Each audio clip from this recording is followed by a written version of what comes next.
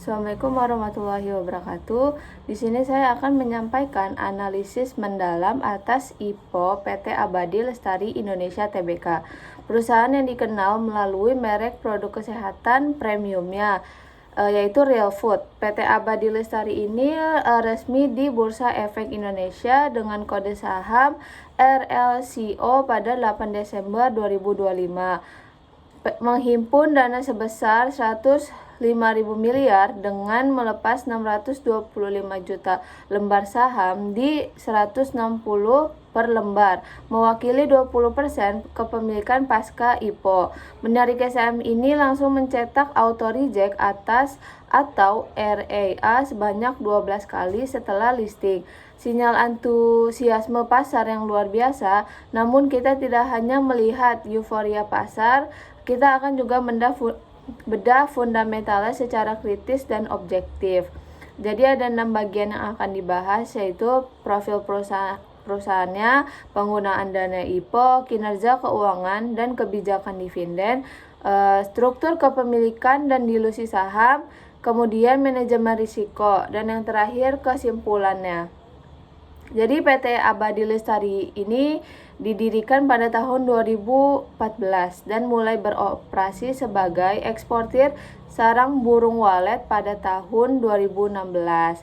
Kantor pusat dan seluruh fasilitas produksinya ini berlokasi di Bojonegoro, Jawa Timur, dan dengan 3 pabrik modern yang memproses produk sarang walet untuk ekspor.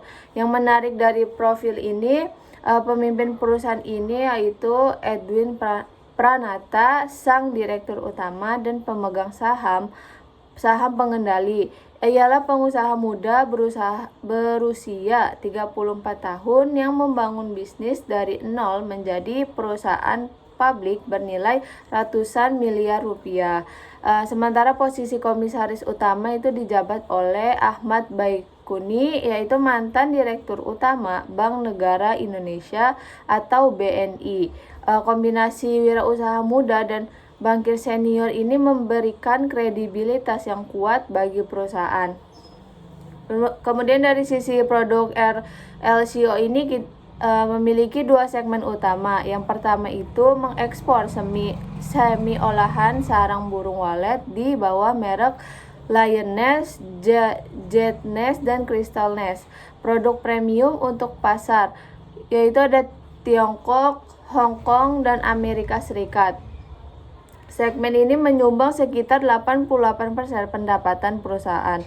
Yang kedua ada barang konsumsi kesehatan melalui anak usaha PT Real Food Winta Asia dengan merek Real Food Jelly, Fit with Real Food, Momiku by Real Food, Real Food Cleansy, dan produk protein seperti kaldu ayam cair, abon sapi, dan minuman bernutrisi.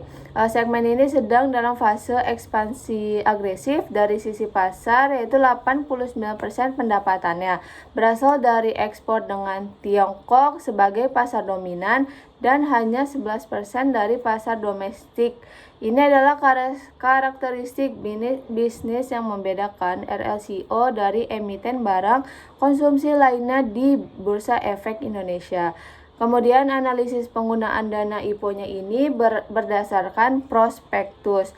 Alokasi dana dibagi menjadi 2 kategori utama yang sangat berbeda dari IPO lain yang biasanya kita lihat. Yang pertama itu ada sebesar 56,33% atau sekitar 59,14 miliar yang dialokasikan sebagai modal kerja khususnya untuk pembelian bahan baku sarang burung walet.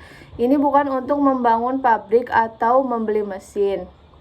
Jadi ini murni untuk menambah stok bahan baku agar kapasitas produksi dan ekspor bisa ditingkatkan. Yang kedua sebesar 43,67% atau sekitar 43,67 miliar yang dialokasikan sebagai penyertaan modal ke anak usaha PT Real Food Winta Asia yang merupakan ujung tombak produk barang konsumsi Real Food.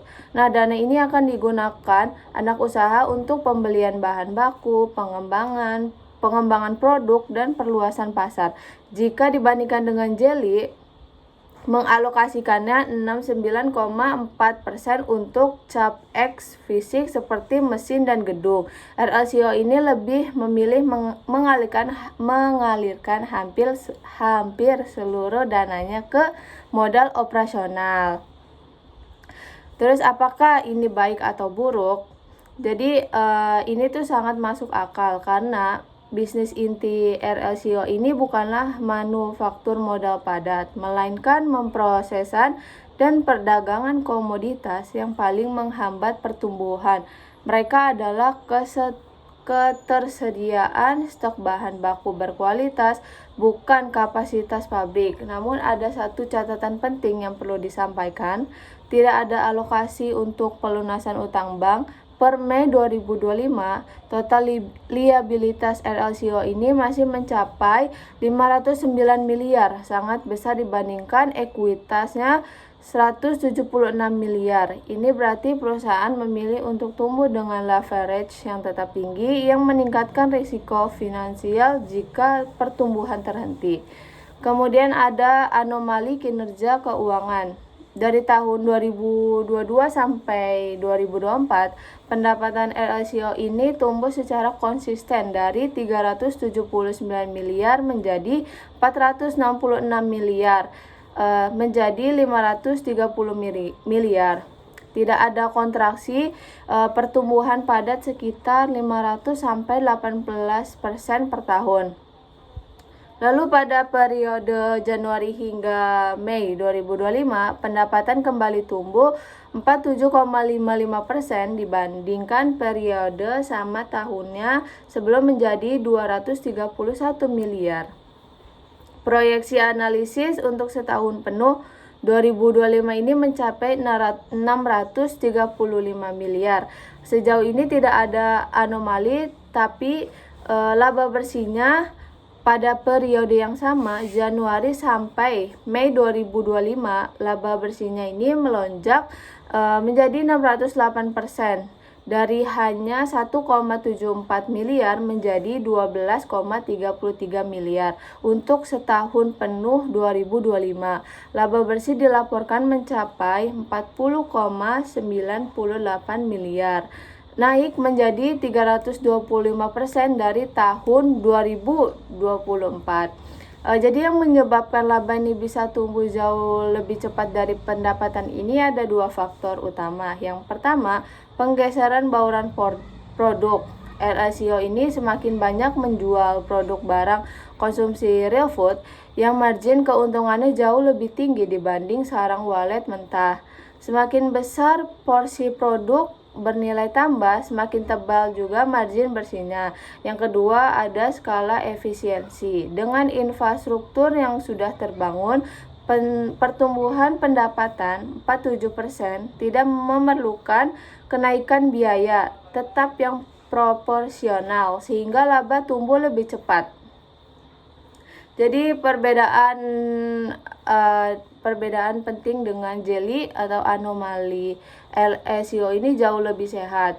Jelly laba naik karena pendapatan turun, tapi biaya dipangkas tidak berkelanjutan. Kalau RLCO ini laba naik karena pendapatan naik dan margin meningkat. Ini kombinasi yang ideal dan lebih tahan lama, namun tetap ada catatan. Diputar 108% dari basis laba yang sangat kecil memang terlihat dramatis. Kedepan pertumbuhan laba akan mulai melambat seiring normalisasi skala bisnis. Kemudian ada dividen kebijakan. Untuk kebijakan dividen, RLCO menetapkan dividen payout ratio atau DPR maksimal 25% dari laba bersih per tahun, berlaku mulai tahun buku 2025 dengan syarat ada saldo laba positif dan disetujui RUPS. Jika dihitung laba bersihnya 2025 ini 40 9,8 miliar dikali 25%, berarti potensi dividen sekitar 10,24 miliar per tahun. Bila dibagi total, 3.125 miliar saham. Nilai dividen per lembarnya sekitar 3,28. Angka yang sederhana tapi realistis. Ada hal yang membedakan RLCO dari emiten IPO lainnya. Perusahaan ini punya rekam jejak dividen sebelum IPO. Dalam 3 tahun terakhir, LSIHO pernah membagikan dividen saham senilai 25 miliar. Ini sinyal bahwa manajemen memang menghargai kepentingan pemegang saham, bukan sekedar janji di prospektus. DPR 25% lebih rendah dari Jelly yang 30%, tetapi konteks bisnisnya berbeda. RLCO ini masih dalam fase ekspansi ekspor agresif ke pasar baru. Jadi lebih banyak laba ditahan untuk reinvestasi. Catatan kritisnya tetap sama. Frasa sebanyak-banyaknya 25% berarti tidak ada jaminan minimum. RUPS dapat memutuskan nol dividen jika kondisi bisnis tidak kondusif. Kemudian ada struktur permodalan dan dilusi saham. Sebelum IPO, struktur kepemilikan RLCO sangat menyenangkan. PT Rialco Omega Investama Kendaraan Korporasi Edwin Pranata menguasai 97% saham. Edwin secara langsung memegang 2,9%, sementara Budiono dan Edi Haryanto masing-masing hanya 0,05%. Setelah IPO dengan diterbitnya 6.225 juta saham baru sehingga total saham menjadi 3.125 miliar lembar. Komposisinya berubah menjadi PT Rialco Omega Investama turun ke 60%. Edwin langsung turun ke 2,32% dan publik kini memiliki 20% perhitungan efek dilusi pengontrol utama. Kepemilikan PT Rialco Omega Investama turun dari 97% menjadi 77,60%. Terdilusi 19,40 poin persentase. Sementara Edwin secara total langsung dan tidak langsung masih menguasai sekitar 79,92% dari seluruh saham. Meski terdilusi hampir 20%, pengendalian Edwin sangat aman, 79,92%, jauh di atas ambang 50%. Selain itu, Edwin secara resmi menyatakan tidak akan mengalihkan pengendalian minimal 12 bulan setelah IPO efektif. Ini adalah lockup yang melindungi kepercayaan investor. Dibandingkan Jelly yang pendirinya terdilusi 25,88%, efek dilusi RLCO ini lebih kecil karena hanya melepas 20% ke publik berbanding 25,93% di Jelly.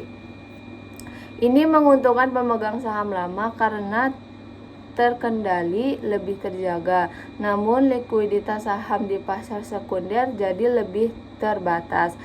Free float hanya 20%, mudah sekali mendorong volatilitas harga yang ekstrim, sebagaimana terbukti dengan 20 kali REA setelah listing. Kemudian ada manajemen risiko.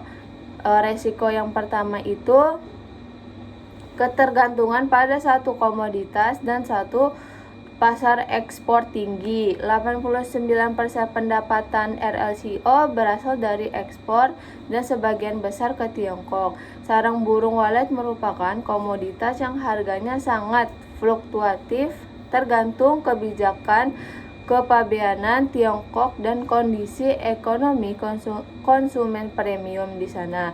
Pada tahun 2024, nilai ekspor sarang walet Indonesia turun menjadi 12,9% dari rekor 2000 23. Ini menunjukkan betapa rentannya pendapatan terhadap faktor eksternal. Mitigasinya, LLCO memperluas ekspor ke Thailand pada Q4 2025 dan merencanakan penetrasi ke Vietnam, Amerika Serikat, dan Filipina pada tahun 2026. Evaluasinya konkret, ada target yang spesifik, namun perlu diingat bahwa diverifikasi pasar ekspor membutuhkan waktu dan biaya yang tidak sedikit. Resiko kedua itu ada arus kas operasional negatif tingkat tinggi. Meski laba melonjak menjadi 168%, arus kas operasional LSCO ini tercatat negatif per Mei 2025. Bisnis ekspor sarang walet sangat intensif, modal kerja, butuh banyak stok, bisa menjual. Ini menciptakan tekanan likuiditas yang nyata, terutama jika pertumbuhan perjualan terus agresif. Mitigasinya 56,33%, dana IPO langsung dialokasikan untuk modal kerja. Evaluasinya diukur dan tepat sasaran. Dana IPO menyasar langsung titik lemah perusahaan. Resiko ketiga itu ada transisi dari komoditas ke merek konsumen tingkat sedang. Strategi RLCO ini untuk beralih dari ekspor sarang walet mentah ke produk barang konsumsi bernilai tambah seperti real food jelly dan Momiko adalah langkah visioner. Namun membangun kesadaran merek dan mendistribusikan barang konsumsi membutuhkan investasi jangka panjang yang besar. Risikonya kegagalan eksekusi cukup signifikan. Mitigasinya itu ada 43,67%, dana IPO ke PT Real Food Winta Asia untuk mempercepat transisi ini. Evaluasinya strategis, namun hasilnya baru akan terlihat dalam 2-3 tahun ke depan. Jadi kesimpulan yang dari video ini, yang pertama itu ada dana IPO 100% untuk pertumbuhan operasional, tidak ada pelunasan utang, strategi bold yang cocok untuk bisnis ekspor komoditas, namun meninggalkan leverage yang tinggi. Yang kedua, anomali laba LLCO lebih sehat dari kebanyakan IPO, pendapatan tumbuh 47% dan laba tumbuh 608% secara bersamaan. Kombinasi ideal yang menunjukkan perbaikan mendasar, bukan sekedar trik akuntansi. Yang ketiga ada kebijakan dividen DPR maksimum 25%, konservatif dan disertai rekam jejak nyata, lebih kredibel dari sekedar janji di prospektus.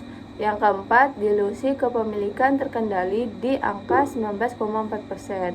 Edwin Pranata ini tetap menguasai hampir 80% saham secara efektif. Kendali manajemen sangat aman. Yang kelima, resiko muncul. Ada 3 hal. Ketergantungan ekspor ke Tiongkok, arus kas negatif, dan tantangan transisi ke merek konsumen. Risiko ketiga ini perlu pengawasan yang sangat ketat. Menarik dengan risiko moderat hingga tinggi, ini bukan saham yang untuk di investor yang mencari dividen stabil jangka pendek. Ini saham untuk investor yang percaya bahwa dalam 3-5 tahun ke depan RLCO dapat bertransformasi dari eksportir komoditas menjadi pemain merek kesehatan konsumen berskala ASEAN. Demikian presentasi analisis manajemen keuangan IPO RLCO dari saya. Sekian, terima kasih. Assalamualaikum warahmatullahi wabarakatuh.